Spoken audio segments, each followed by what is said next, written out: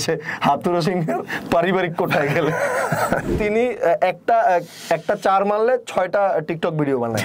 আরে ভাই দোয়া তো আমি করবই, তুই দোয়া করার মতো কি কাম করছিস যে তোরে দোয়া করবো?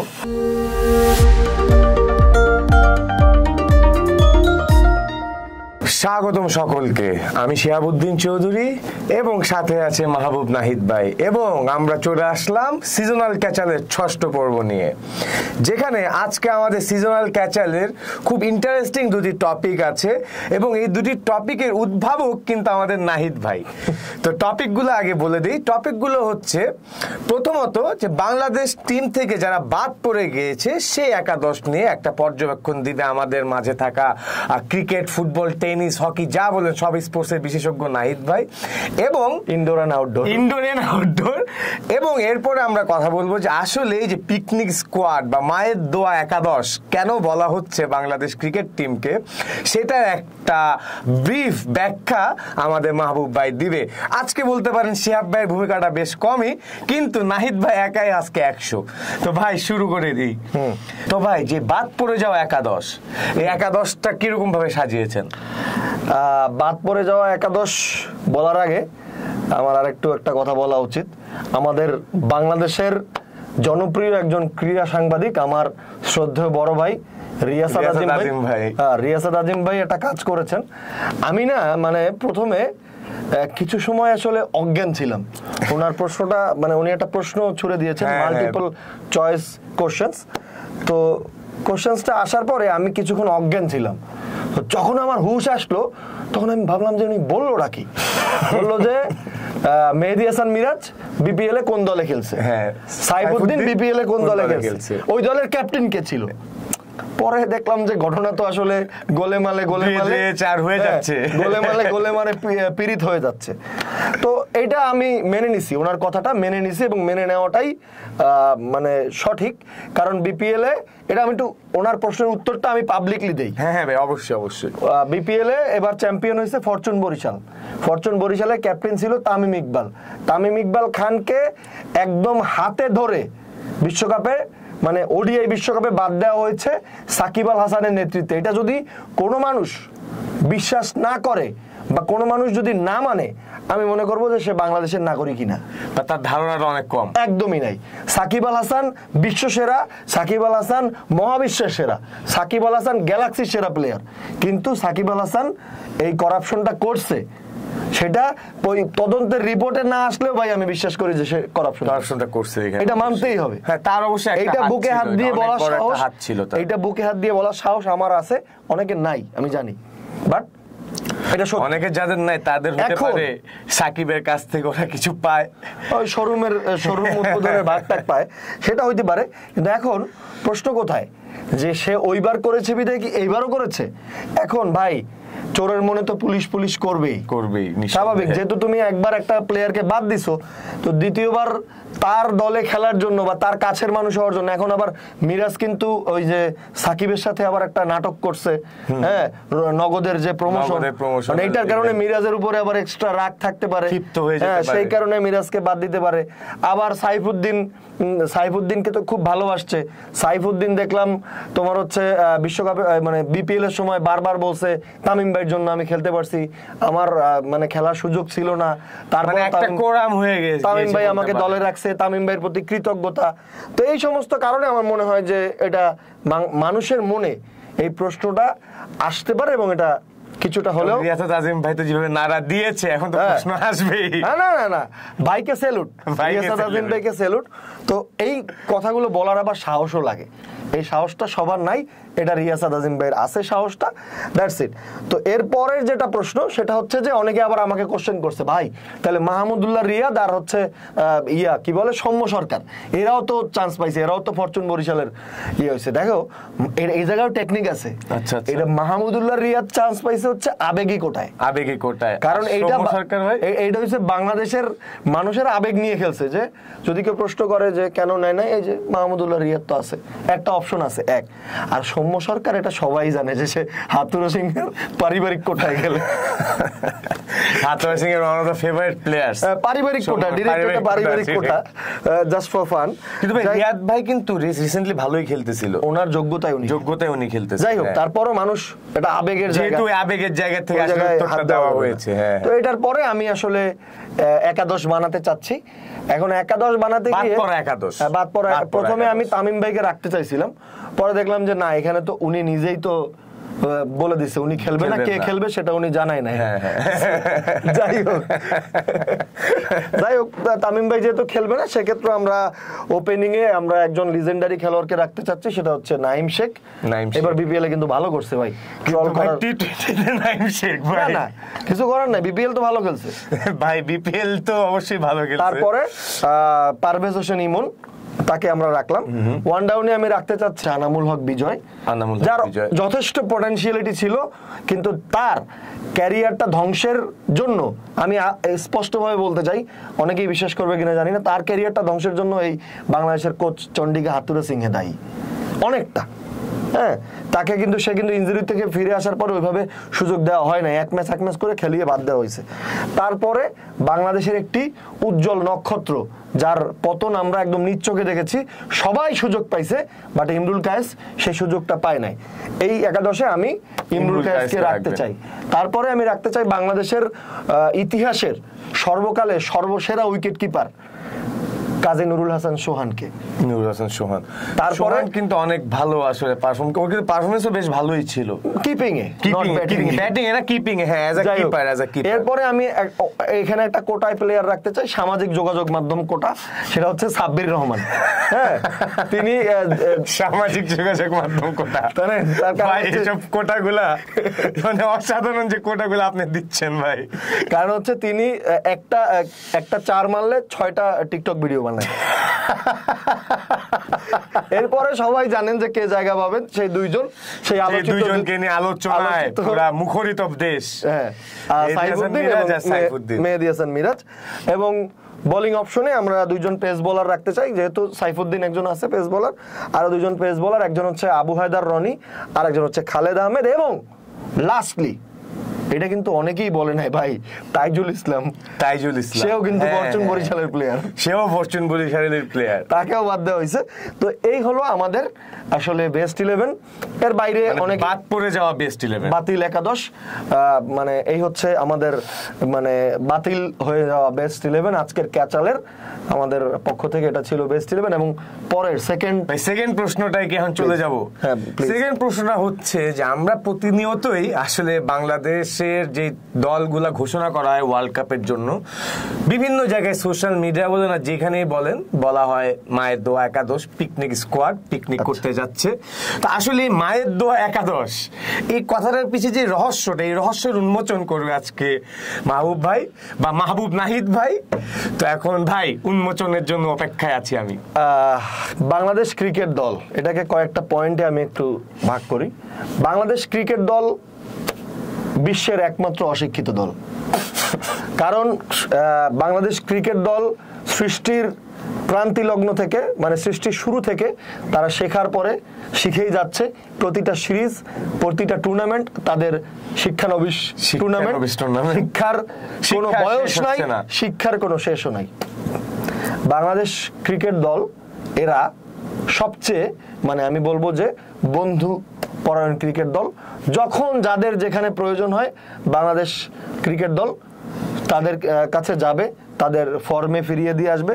এবং বাংলাদেশ ক্রিকেট দলেরও কিছু বন্ধু আছে, জিম্বাবুয়ে, হনুলুলু, কানাডা, যাই হোক অনেক দল আছে। তো তাদেরকে বিভিন্ন সময় ডেকে এনে আমাদের মিরপুরের ধানক্ষেত কোলার মাঠে গামিনী দা পিচ, সেই পিচে খেলে বাংলাদেশ ভালো রেজাল্ট। আমার মনে হচ্ছে আপনি কোটি কোটি বাঙালিদের মনের কথাগুলো আসলে বলছি।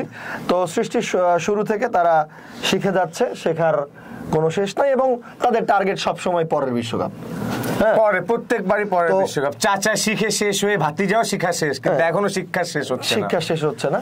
তো এবং দেখো বাংলাদেশ ক্রিকেট দল এরা হচ্ছে সবসময় আবেগী একটা দল। দেখবা যে এরা পেইন কিলার নিয়ে খেলে। তো কেউ ইনজুরি নিয়ে খেলে, হাতে ব্যান্ডেজ নিয়ে খেলে, কারো নাকি আঙ্গুল ভাঙা নিয়ে খেলে। তো এটার পিছনে একটা সুন্দর স্টোরিও আছে। সেটা আমি আসলে ওই সিচুয়েশনটার জন্য আমি সবসময় স্যালুট জানাই তামিম ইকবালকে। যখন শ্রীলঙ্কার সাথে খেলাটা আমাদের সবার মনে আছে ওই ম্যাচটার কথা, যে ওই হাত নিয়ে যখন তামিম ইকবাল ব্যাটিং করতে নামছে। তো আমার এখানে একটা ছোট্ট কথা আছে যে সাকিব আল হাসান তিনি বলেছে যে একজন আনফিট খেলোয়াড় দলে খেলবে, এটা দলের সাথে বেইমানি করা। কিন্তু মানে ওই শ্রীলঙ্কার সাথে ম্যাচে মনে হয় বেইমানি করাটাই ছিল দলের জন্য প্রয়োজন। কারণ ওই সময় যদি তামিম ইকবাল না নামে মানে সেকেন্ড কোনো অপশন নাই, কারণ ব্যাটিং করার কেউ নাই। তামিম ইকবাল ঠায় দাঁড়িয়ে ছিল, একটা মূর্তির মতো দাঁড়িয়ে থাকলেও তার দাঁড়িয়ে থাকতে হতো। মুশফিক ম্যাচটা জিতাইছে, বাট এটা সাপোর্টটা আসলে এটা ভুলে গেছেন বাংলাদেশের মানুষ। আমি আবারও মানে বলতে চাই যে তামিম ইকবালকে নিয়ে অনেক কথা হয়, অনেকেই ট্রল করে তামিম ইকবালকে, অনেকে, আমি একদম স্পষ্ট করে বলতে চাই, অনেকেই বলে যে বাংলাদেশের থার্ড ওপেনার বের করতে চায় অনেকে, যে 2 জন খেলবে 3 জন। আমি বলবো যে ভাই নাম্বার 2ই তো হয় নাই, তামিমের পার্টনারই এখন পর্যন্ত তৈরি হয় না। বাংলাদেশ ক্রিকেট খেলে 30 বছরের বেশি সময়, কিন্তু এখন পর্যন্ত তামিম ইকবালের পার্টনারই হয় নাই। তামিম ইকবালের সাবস্টিটিউট সেটা তো অনেক দূর কি বাদ, এটা মানতেই হবে। করা হলো এটাই, তার স্ট্রাইক রেট 78, সে ডট বাবা, যাই বলো আর তাই বলো, আমার মানে যা আছে সেটাই আমার সম্পদ। আমার নাই রে ভাই, আমার বাংলাদেশে এই ক্যালিবারের ওপেনারই তো একজন দেখান। আমার ম্যাথিউ হেডেন আর অ্যাডাম গিলক্রিস্ট নাই। এক্স্যাক্টলি ভাই, এটাই বললাম যে একজন দেখান, যে ওপেনার ও রিপ্লেসমেন্ট একজন যদি দেখাতে পারে কেউ, আমার মনে হয় উচিত ছিল। এখন তামিম কিন্তু এবারের বিপিএল এ সে কিন্তু ভালো খেলছে, ম্যান অফ দ্য টুর্নামেন্ট হয়েছে। হ্যাঁ হ্যাঁ, নিঃসন্দেহে। তো উচিত ছিল এখানে, সে খুব ভালো ক্যাপ্টেন্সিও করেছে এখানে অনেক ভিতরে অনেক রাজনীতি আছে, অনেক অপরাজনীতি আছে। সকল অপরাজনীতি ভেঙে আমার মনে হয় উচিত ছিল বাংলাদেশের ক্রিকেট বোর্ড বা বাংলাদেশ ক্রিকেট দলের প্রধান নির্বাচক, ইভেন মাশরাফি ভাই পর্যন্ত সবাই মিলে এক হয়ে দেশের জন্য, দলের প্রয়োজনে, যে ভাই সবাই মিলে বসে যে তামিম তুমি আসো, তুমি খেলো। এটা উচিত ছিল। বিশ্বের অন্যান্য দেশ এটা করে। তুমি দেখো এই যে বাবর আজমের সাথে ইমাদ ওয়াসিমের এত, আমি বলতে যাচ্ছিলাম যে পাকিস্তান কি করলো, আমিরের সাথে আমির প্রকাশ্যে বাবরকে করছে, সেই মানে তোমার হচ্ছে অনেক কথা বলছে। গত বিশ্বকাপে বাবরের স্ট্রাইক রেট ভালো না, বাবর টি-20 খেলোয়াড় না, আমির ইমাদ দুজনেই মানে একসাথে বলতে গেলে বাবরের ক্যাপ্টেন্সিতে আবার আমির ইমাদ খেলতেছে, এবং পুরো টিম কিন্তু ভেরি গুড ফ্লোতে আছে। পাকিস্তানের টিমের যদি দেখেন ভেরি গুড ফ্লো, তারা কিন্তু একসাথে এখন ঘুরতেছে ফিরতেছে, আড্ডা দিচ্ছে। এইটাই হচ্ছে দেশের জন্য কাজ করা, দেশের সবকিছু ভুলে গিয়ে দেশের স্বার্থে আসলে কাজ করে। কারো একটা ডায়লগ ছিল যে ব্যক্তির চেয়ে, এটা রাজনীতির জন্য, ব্যক্তির চেয়ে দল বড়, দলের চেয়ে দেশ বড়। তো আসলে এই জিনিসটা আমাদের মধ্যে নাই। এই আজকের ক্যাচালটা একটু সিরিয়াস আলোচনায় হয়ে যাচ্ছে, তো সিরিয়াস আলোচনাটা আমরা একটু মানে ভাঙার চেষ্টা করব। তার আগে এটাই বলতে চাই যে আমাদের আসলে দেশ নিয়ে এই ধরনের চিন্তাগুলো নাই। থাকলে আসলে তামিম ইকবালকে আমার মনে হয় যে দলে ফেরানোর জন্য, ইভেন দেন মুশফিকুর রহিমকেও ফেরানো যাইতো, কারণ উচিত ছিল মিডল অর্ডারে একজন ভালো ব্যাটসম্যান। যাই হোক, ওই লাস্ট প্রশ্নের উত্তরটা আমি দিই যে মায়ের দোয়া ক্রিকেট বোর্ড কেন বলা হয়, এটা নিয়ে ভিডিওটা খুব ভাইরাল হয়েছে, যে সবাই বলতেছে দোয়া করেন। হ্যাঁ, সবাই দোয়া চাচ্ছে, হ্যাঁ দোয়া করেন, সবাই বলে দোয়া করতে হবে, দোয়া ছাড়া কিছু করার নাই। আরে ভাই, দোয়া তো আমি করবোই, তুই দোয়া করার মতো কি কাম করছিস যে তোরে দোয়া করবো? আগে তো দোয়া পাওয়ার জন্য কিছু করতে হবে। হ্যাঁ, এখন আল্লাহ তাআলা কি বলছে যে তুমি চেষ্টা করো, চেষ্টা করলে আমি দিব। হ্যাঁ, চেষ্টা করলে আমি দিব। চেষ্টাটা কোথায়? চেষ্টা কই? চেষ্টা ছাড়াই তুমি দোয়া চাচ্ছ, তাহলে কেমনে হবে? সো এইটাই, এই মায়ের দোয়া ক্রিকেট বোর্ডটা এই জন্য হয়েছে। বাংলাদেশ পিকনিক স্কোয়াড কেন হয়েছে? কারণ ভাই এটারও একটা কারণ আছে। কারণ আমরা তো এয়ারপোর্টে গেলাম, তোমরাই তো গেছো, দেখবা যে এটা আবার যখন প্লেয়াররা ফিরে আসবে তখন আবার এয়ারপোর্টে যাবা, দেখবা যে কটা লাগেজ নিয়ে গেছে ডাবল নিয়ে আসবে, তার 3 গুণ লাগেজ নিয়ে ফিরবে। নিশ্চয়ই, এই জন্যই বলে পিকনিক স্কোয়াড, এই জন্যই। অনেক প্লেয়ার তো ফ্যামিলিও নিয়ে যায় সাথে। না, ইটস গুড It's good. কিন্তু ভাই আমার কথা হচ্ছে ভাই এটা ইন্সপায়ারেশনের জন্য ইয়া করে, এটা ইন্ডিয়া ওরা করে, ইন্ডিয়া কিন্তু প্লেয়ারদেরকে ফ্যামিলিদেরকে নিয়ে যায়, এটা ভালো, এটা সমস্যা নাই, যাক। কিন্তু রেজাল্ট না আনলে তো এটা পিকনিক হয়ে গেল, ফ্যামিলি পিকনিক। এটাই বললাম ভাই, যে যদি রেজাল্ট না আসে, যে মানসিক কারণে আমরা ফ্যামিলি নিয়ে যাচ্ছি। ওই যে একটা বাংলা সিনেমার একটা ডায়লগ আছে যে জ্যাঠাই দিব, হ্যাঁ এখন কি দিব, শেষে পাইছে একটা হাঁসের ছাও। ওই হাঁসের ছাও নিয়ে ফিরলে তো হবে না, এই হাঁসের ছাওয়ার জন্য আসলে আমরা দোয়াও করি না, হাঁসের ছাও আমরা পিকনিকেও পাঠাই না। Right right. তো এটাই। তারপরও একদম লাস্টলি একটা কথা, এবার বাংলাদেশের, আমি বারবারই বলতেছি একটা কথা, যে বাংলাদেশের অন্তত ভাই সুপার 8টা খেলা উচিত, এটা আশা করতেই পারি আমরা, এটা আশা করতেই পারি। যেখানে স্পেশালি শ্রীলঙ্কা, নেপালের মতো টিম, শ্রীলঙ্কা, নেপাল, নেদারল্যান্ড, এই তিনটা ম্যাচ আমরা কেন জিতবো না? ম্যাচ আসলে আমাদের জেতা উচিত, কেন জিতবো না? স্পেশালি যেরকম স্কোয়াড বা লাইন আপ বিল্ড হইছে এবার, হ্যাঁ, বা যেভাবে আর কি যেরকম হাইপ নিয়ে টিমটা যাচ্ছে টি20 ওয়ার্ল্ড কাপে, খুব আশাবাদী না, এটা আমার প্রশ্ন, এটা খুব মোটিভেটেড, এবং এই তিনটা জয় নিয়ে আসলে সুপার 8 আমাদের কোয়ালিফাই করা উচিত, দ্যাট ইজ দ্য মিনিমাল। এরপর নকআউটসে কি হয় এটা আসলে জানি না, নকআউটসে গেলেই আমরা খুশি আপাতত আমাদের যেই অবস্থা। তো তবে আরেকটা লাস্ট একটা কথা বলে শেষ করব, সেটা হচ্ছে যে যারা ডিসকাউন্ট দেয় বিভিন্ন জার্সি তারা কিন্তু খুশি হয়েছে ভাই, লিটন ভাই টিমে থাকায়, লিটন কুমার দাস টিমে রাখার কারণে ডিসকাউন্ট পার্টিরা খুব খুশি, কারণ প্রচুর ডিসকাউন্ট দিতে পারবে।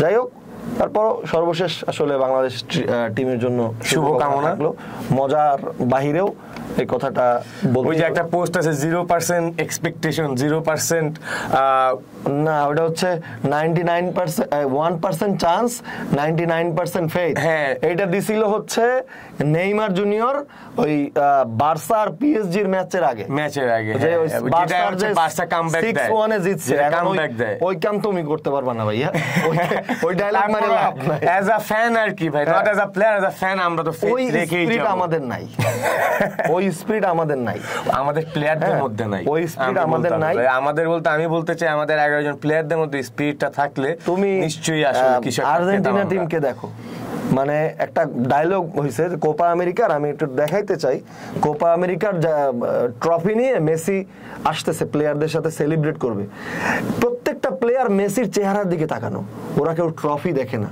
ওরা মেসিকে দেখে, ওরা মানে মেসিকে কাপ জিতাইতে হবে, মানে লিডারের হাতে ট্রফি জিতাইতে হবে, এটাই ওদের মধ্যে কাজ করছে, এই মোটিভেশনটা ওদের মধ্যে আসছে ভাই।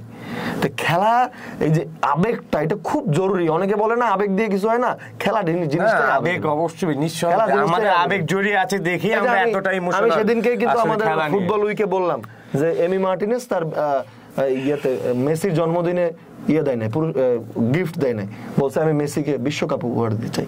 এই যে স্পিরিটটা ভাই, এটা আমাদের মাঝে নাই, এই জিনিসটা আসলে বিশাল ল্যাকিং, খুব প্রয়োজন, বিশাল ল্যাকিং। হ্যাঁ, যাই হোক, বাংলাদেশ দলকে আগত বিশ্বকাপের জন্য, টি20 বিশ্বকাপের জন্য শুভকামনা জানিয়ে আজকের এপিসোড শেষ করছি। আমি আছি শিহাবুদ্দিন চৌধুরী, আমি মাহবুব নাহিদ, ভালো থাকবেন, ধন্যবাদ।